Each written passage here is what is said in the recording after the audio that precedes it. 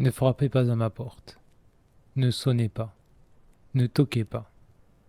Ne vous approchez même pas du perron. Je ne suis pas paranoïaque. Je ne suis pas fou. Je suis juste un homme qui a compris quelque chose que la plupart des gens ont la chance de ne jamais apprendre. Ce qui est dehors ne peut pas entrer sans y être invité. Mais quelqu'un l'a fait.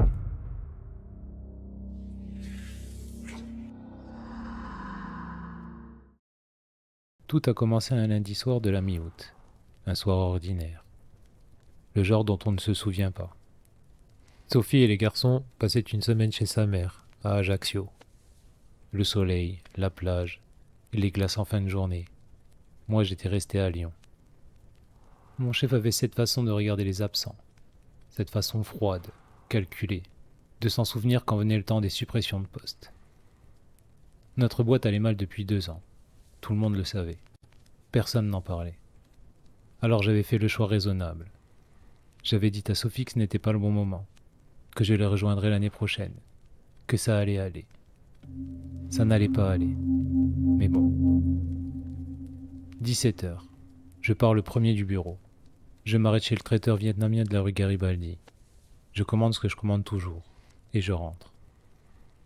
La maison est silencieuse. Ce silence particulier des maisons vides. Un peu trop propre. Un peu trop immobile. J'enfile mon jogging. Je m'affale dans mon fauteuil. J'allume la télé. J'ouvre ma barquette. Je soupire. Ce long soupir du type qui essaie de se convaincre qu'il est bien. 15 minutes. C'est tout ce que j'aurai. La sonnette retentit. Ce que je trouve derrière la porte me fait presque sourire. Un homme d'une 50aine d'années, grand, mince, impeccable. Costume 3 pièces en tuile gris clair, chapeau fedora assorti. Chaussures noires si bien cirées qu'elles reflètent la lumière du porche. Une mallette en cuir marron dans la main droite. Et posé à ses côtés, sur le béton de mon perron, avec une dignité qui frise l'absurde, un aspirateur. Un vieux modèle, années 60, le genre qu'on trouve dans les vides-greniers. Il sourit, des dents trop blanches, trop régulières. Il se présente comme représentant d'une marque d'aspirateur, parle du confort moderne, du plaisir de rencontrer un bon père de famille. Sa voix est fluide, rapide, presque musicale. Il demande à entrer pour une courte démonstration. Je lui demande si c'est pour un film, s'il y a une caméra cachée quelque part. Il ne rit pas. Il répète qu'il voudrait entrer. Quelque chose dans cette répétition, dans la façon dont il l'a dit, trop direct, sans transition, me fait grimacer. Je lui dis non. Le sourire tombe, pas progressivement, d'un coup, comme si on avait coupé un interrupteur. Il me regarde sans rien dire pendant ce qui me semble être une très longue seconde. Puis il murmure, dans une voix qui ne ressemble plus du tout à celle d'un commercial, qu'il aimerait vraiment entrer. Je lui répète que ce n'est pas possible. Il me demande pourquoi. Je lui dis que je n'ai pas à me justifier chez moi. Il reste là, à me regarder, et ce silence commence à peser. Je claque la porte. Mais il ne part pas. Derrière le verre dépoli du panneau latéral, je vois sa silhouette, immobile. Il attend, debout, sans frapper, sans bouger. Juste là, sa forme sombre dans le verre givré. 3 minutes, 5. Il ne bouge pas. Je rouvre la porte et je hausse le ton. Je parle de police, je parle de propriété privée. Son sourire revient, ce sourire qui ne tremble pas. Il recule, pas en se retournant, non. Il recule pas à pas, face à moi, les yeux dans les miens, jusqu'au trottoir. Là seulement, il se détourne et s'éloigne dans la nuit. Je ferme ma clé, je retourne m'asseoir. Je regarde mon repas qui refroidit. Bizarre, je me dis. Juste bizarre. J'aurais dû m'arrêter là, appeler Sophie, lui raconter, rire avec elle, mais je n'ai pas appelé. Je me suis dit que c'était rien. Un type excentrique, un commercial à moitié cinglé. Je me suis dit beaucoup de choses, ces jours-là. 1h du matin, la sonnette. Je mets plusieurs secondes à comprendre que je n'arrive pas. Je me lève, les paupières lourdes, les pieds nus sur le parquet froid. Je descends l'escalier en me tenant à la rampe. Une lumière vive derrière la porte. Trop vive pour cette heure. Elle dessine dans l'entrée l'ombre longue d'un homme. La voix dit qu'elle représente la police, qu'un appel a été passé depuis cette adresse, qu'elle voudrait entrer pour recueillir une déposition. Je n'ai pas appelé la police. Personne d'autre n'est là. Je le dis. L'homme insiste, parle d'un signalement, de quelques minutes seulement, de mettre les choses au clair. Je n'aurais pas dû ouvrir. Je le sais maintenant. Mais à 1h du matin, à moitié endormi, on fait des choses qu'on ne ferait jamais en plein jour. J'ai ouvert. L'uniforme est vieux, pas usé, vieux. La coupe, les épaulettes. Un uniforme sorti d'un téléfilm des années 80. Des lunettes d'aviateur sombres. À 1h du matin. Une moustache épaisse, au guidon de vélo, taillée avec un soin désuet. Je lui demande son numéro de matricule. Silence. Je lui demande s'il a un mandat. Non. Je referme la porte d'un coup sec. Les coups de poing commencent presque immédiatement. Forts, réguliers, patients. Ils durent un quart d'heure. Puis le silence revient. D'un coup, comme on coupait un son. Je reste assis dans le noir jusqu'à l'aube, à essayer de me souvenir si j'avais bien verrouillé toutes les portes, à essayer de ne pas penser. Le lendemain matin, je me convainc que c'est le stress, la chaleur, les nuits trop courtes. Un comptable qui tourne en rond dans une maison vide, c'est tout ce que c'est. Je prends ma douche, je mange debout au-dessus de l'évier et je vais travailler. La journée passe sans saveur. Je rentre à 19h. Et il y a quelqu'un sur mon perron. Un homme en combinaison grise. Le genre de tenue qu'un technicien porterait dans un vieux film. Il est face à ma porte. Un bras levé. Il frappe. Doucement, mécaniquement. Comme si la main avait été programmée pour ce seul mouvement. Encore et encore. Sans jamais s'arrêter. Quand je passe en voiture devant la maison pour rejoindre le garage sur le côté, sa tête tourne vers moi. Lentement, comme un objet sur un pivot. Il est déjà là quand je coupe le moteur. Il se tient à l'entrée exacte du garage, juste à la limite, pas 1 centimètre de plus, comme retenu par quelque chose que je ne vois pas. Il dit qu'il a reçu un appel pour une fuite d'eau, que personne n'a répondu à la porte. Il sourit largement. Il voudrait entrer pour vérifier. Je le regarde pendant qu'il parle. Il ne cligne pas des yeux. En 15 secondes de contact visuel, ses paupières ne bougent pas une seule fois. Je lui dis que personne n'a appelé, que la maison était vide toute la journée, que je veux qu'il parte. Les commissures de ses lèvres frémissent légèrement, et à travers son sourire figé, entre ses dents serrées, il dit autre chose. Il dit que je suis donc seul. Un froid remonte le long de ma nuque. Je lui dis que ça ne le regarde pas. Je lui dis de partir et de ne plus revenir. Quelque chose glisse sous son visage à ce moment-là. Une fraction de seconde. Quelque chose de moins humain. Puis, il redevient aimable. Insiste encore une fois avec ce ton chaleureux qui ne colle plus à rien. Je répète que non. Il recule jusqu'au bout de l'allée. Avant de disparaître dans la rue, il dit 3 mots dans ma direction. Juste 3 mots. Posément. Sans se retourner. À tout à l'heure. Je suis resté planté là un moment.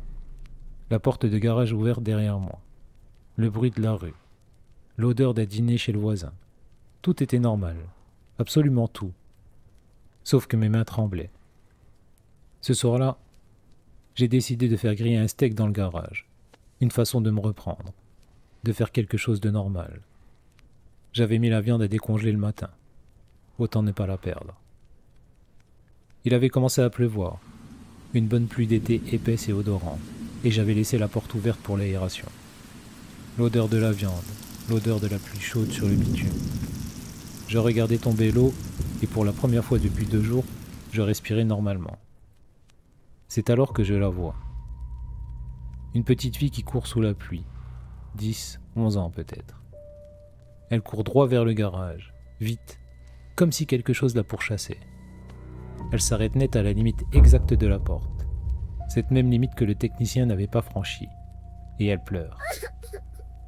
Je fais un pas vers elle. Je suis père de 2 garçons. Ce réflexe-là, on ne le contrôle pas. Une chemise blanche à manches longues, trempée de pluie. Un jeans bleu sombre, de la boue aux genoux. Elle dit qu'on la poursuit, qu'on veut lui faire du mal. Sa voix tremble. Elle demande à entrer. Elle dit qu'elle sera en sécurité là-dedans. Je fais encore un pas, et puis je m'arrête. Ses yeux ne clignent pas.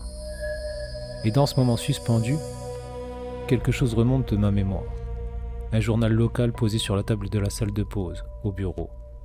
Une photo en première page. Des parents debout devant des micros, la voix brisée. Le regard de ceux qui ne dorment plus. Une petite Léa Fontaine, portée disparue l'été dernier en allant chez une amie à vélo. Des semaines de recherche. Et puis en octobre, un corps dans les eaux de l'Ain. Cette chemise, ce jean, cette boue aux genoux. C'était comme ça qu'on l'avait retrouvée. La chose qui porte son visage me regarde. Le doigt gauche de sa main se met à trembler. Pas comme tremblent les doigts d'un enfant qui a froid, non. D'une façon saccadée, mécanique, qui n'appartient à aucun corps vivant. J'entends ma propre voix sortir éraillée, toute petite. Qu'est-ce que tu es ? La tête part d'un seul coup sur le côté, désarticulée, trop loin pour être possible. Et elle répond, avec la voix de la petite fille, et ce sourire qui prend trop de place sur son visage. Je suis une petite fille. Puis le sourire s'efface. Les larmes reviennent. La détresse revient. Elle supplie encore d'entrer. Je dis non. Ce qui sort alors de sa gorge n'est pas un son humain. Un grondement bas, guttural, vieux, venu d'un endroit qui n'a rien à voir avec un corps d'enfant. Elle bondit. Elle heurte le seuil du garage comme si elle venait de percuter un mur de verre, invisible, absolu. Elle frappe contre ce que je ne vois pas, encore et encore, en hurlant. J'appuie sur le bouton, la porte descend. Je cours dans la maison. Le steak est resté sur le grill. Cette nuit-là n'en finit pas. La chose fait le tour de la maison. Elle frappe les fenêtres du rez-de-chaussée, puis celle du premier. Elle teste chaque porte, chaque seuil, méthodiquement, comme si elle cherchait une fissure qu'elle aurait manquée. Elle hurle. Un hurlement qui n'est pas celui d'une petite fille, ni d'un homme, ni de rien de connu. Rauque, ancien, enragé. Parfois, dans la lumière des voitures qui passent dans la rue, je vois son ombre se découper sur le mur de la chambre. Parfois c'est la silhouette d'une fillette, parfois un homme en chapeau fedora, parfois une forme que je ne reconnais pas et que je préfère ne pas regarder trop longtemps. Mais le hurlement, lui, ne changeait jamais. Je passe la nuit dans la salle de bain du premier, assis sur le carrelage froid. Dos contre la baignoire, genoux remontés contre la poitrine, comme un gamin. Les portes vibrent dans leur cadre. Les vitres se courbent légèrement sous la pression puis reprennent leur forme. Rien ne cède. À l'aube, 30 minutes exactement après le lever du soleil, tout s'arrête. D'un coup. Le silence qui suit est le silence le plus étrange que j'ai jamais entendu. Les jours suivants s'installent comme une routine d'enfer. Comme si cette nuit de déchaînement avait vidé quelque chose. Comme si la chose avait compris que la violence ne suffisait pas. Et qu'elle avait changé de méthode. Chaque soir, aux alentours de 19h, quelque chose frappe à la porte et demande à entrer. La voix change. Une vieille dame un soir. Un adolescent le lendemain. Des accents approximatifs qui glissent d'une région à l'autre. Comme si la chose cherchait à tâtons quelque chose qui me ferait baisser la garde. Elle insiste. Elle attend. Elle repart. Et le lendemain, elle recommence. Je ne dors plus vraiment. Je mange ce que je trouve. J'appelle mon bureau pour dire que je suis malade. Mon chef répond avec cette ironie froide qui m'aurait rendu fou quelques jours plus tôt. Maintenant, je m'en fous complètement. Mais il y a une date que je ne peux pas repousser. Sophie et les garçons rentrent. Thomas reprend l'entraînement de foot lundi matin. Je dois aller les chercher à Saint-Exupéry. Et je dois les voir descendre de cet avion moi-même, de mes propres yeux, en pleine lumière, pour être certain que c'est bien eux. Après ce que j'avais vu cette semaine, je n'étais plus en mesure de faire confiance à grand-chose. Le matin du départ, j'ouvre la porte de garage avec des mains qui ne tiennent pas tranquilles. Je scrute la rue, rien. Je monte dans la voiture, je sors lentement. Je guette les trottoirs jusqu'au bout de la rue. Personne. La route jusqu'à Saint-Exupéry me semble interminable. Mais quand je les vois passer les portes du terminal, Sophie devant, les garçons derrière avec leurs grands sacs lourds, quelque chose lâche dans ma poitrine. Je les serre contre moi. Quand je me recule, je regarde Sophie. Vraiment regarder. Ses yeux, ses clignements. La façon naturelle dont elle fronce les sourcils en voyant ma tête. Je fais la même chose avec les garçons, discrètement. Comme si je comptais quelque chose que je n'aurais pas su nommer. Tout semble normal. Je ne saurais pas dire exactement ce que j'aurais cherché si ça ne l'avait pas été. Mais j'avais besoin de vérifier. Voilà tout. Sophie me dit que j'ai une tête terrible. Je lui dis que je lui l'expliquerai plus tard. Dans la voiture, j'essaie. Le commercial en tweed, le faux gendarme, la petite fille sous la pluie, les nuits à entendre la maison trembler. Ma voix sonne fausse, même à mes propres oreilles. Je l'entends, ce décalage entre ce que j'ai vécu et ce que les mots sont capables de transmettre. Les garçons plaisantent. Sophie me pose doucement la main sur le bras et dit que je suis épuisé, que j'ai trop travaillé, que ce soir, elle s'occupe de moi. Je hoche la tête. Je me dis qu'ils verront bien à 19h. 19h. Je m'assieds près de la porte d'entrée. Je fixe l'horloge. Rien. 20h. 20h30. Toujours rien. Je laisse l'air sortir lentement. Peut-être que c'est fini. Peut-être que leur présence suffit. Le bruit d'une maison habitée. Les voix des garçons à l'étage. La lumière dans toutes les pièces. Peut-être que quoi que ce soit ne revenait que quand j'étais seul. Je vais me coucher. Sophie tient sa promesse. La tension quitte mes épaules centimètre par centimètre. Mes paupières tombent. Pour la première fois depuis une semaine, je dors vraiment. Le matin est doux. La lumière filtre par les rideaux. Je reste allongé 1 minute sans bouger. Et je réalise que j'ai dormi d'une traite. Je descends à la cuisine. Je fais du café, des toasts. Je m'assieds. Je regarde par la fenêtre. Le jardin. Le ciel bleu de fin août. Rien d'anormal. Rien du tout.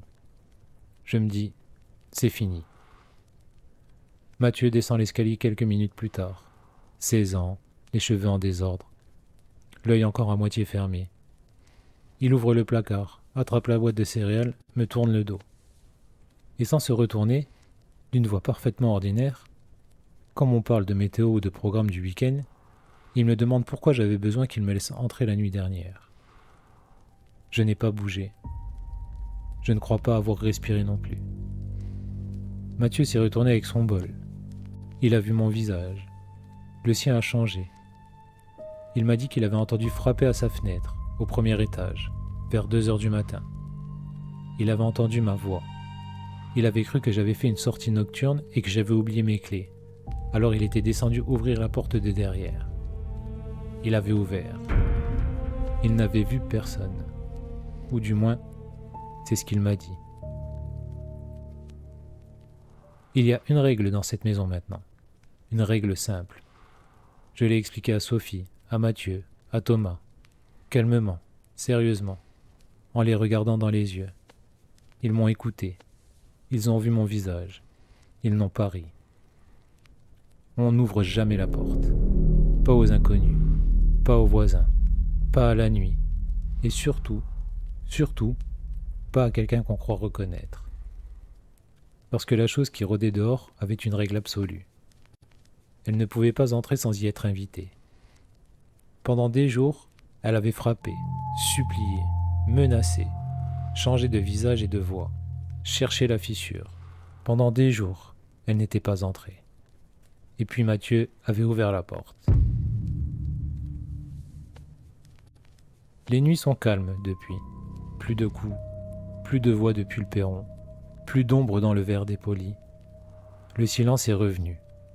Et c'est ça, ce silence, qui me fait le plus peur. Parce que je ne sais pas ce qui est entré cette nuit-là. Je ne sais pas si quelque chose est entré. Je ne sais pas si quelque chose est encore là, avec nous, dans cette maison. Si cette histoire t'a plu, pense à t'abonner, à liker ou à laisser un commentaire. De nouvelles histoires arrivent. Et surtout, ne ferme pas les yeux.